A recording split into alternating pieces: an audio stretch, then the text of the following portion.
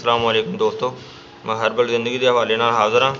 जनाब तुहाडे सामने वीडियो पेश की जा रही है जिहड़ी कि पुरानियां दर्दां वास्ते बड़ी बेहतरीन और मुजरब चीज़ है। जिहड़ियां ਇਹ आइटमां तुहाडे सामने हाज़र ने और इन आइटमां दे तुहानूं मैं नाम दसना। ਇਹ जनाब सुरंजा शीरी है, सुरंजा शीरी जिहड़ा कि तकरीबन सारे इस चीज़ नूं जानते भी ने। सुरंजा शीरी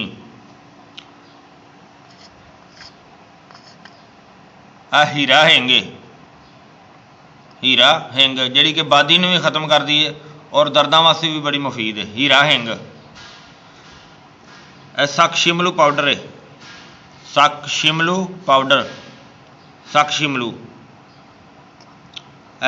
मगा ने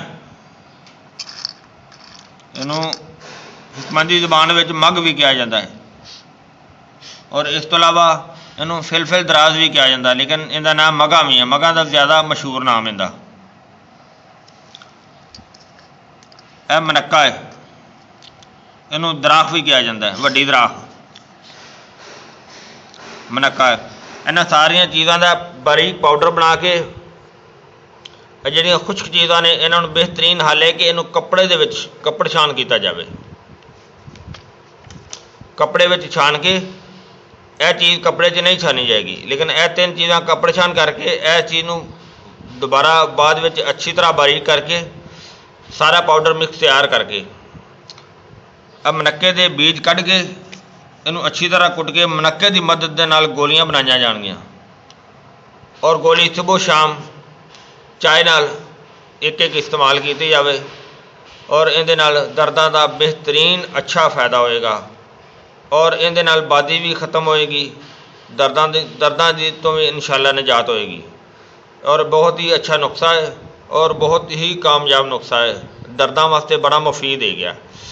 जिहड़ा कि बंदे नूं थोड़ी जी उम्र ओवर होने दे नाल ओवर एज होने दे नाल दर्दां दी शिकायत अक्सर हो जाती है, जिहड़ा कि जोड़ सुज जाते हैं, उस दे वास्ते बहुत ही मुफीद है।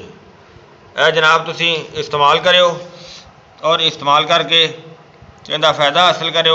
सानू दुआवां दे विच याद करियो और ये वीडियो अच्छी लगे अगे दोस्तां नूं शेयर करियो और शेयर करके तुसीं भी इहदे विच फ़ायदे दा और दुआवां दा हकदार बनियो। और इहदे विच तुहानूं कोई किसी मसले की जरूरत पेश आवे तो सानूं कमेंट करके वो साडे कोल पुछ सकदे हो। बल्कि कमेंट करियो, नाल वीडियो शेयर करियो, नाल लाइक करियो और जनाब सानू दुआवां दे विच याद करियो। अल्लाह ताला अपने हर बंदे ते रहमत करे। जनाब हर्बल जिंदगी के हवाले नाल पेश कर रहा सी। हुण इजाज़त चाहांगा। अल्लाह हाफिज़। अस्सलाम वालेकुम व रहमतुल्लाह।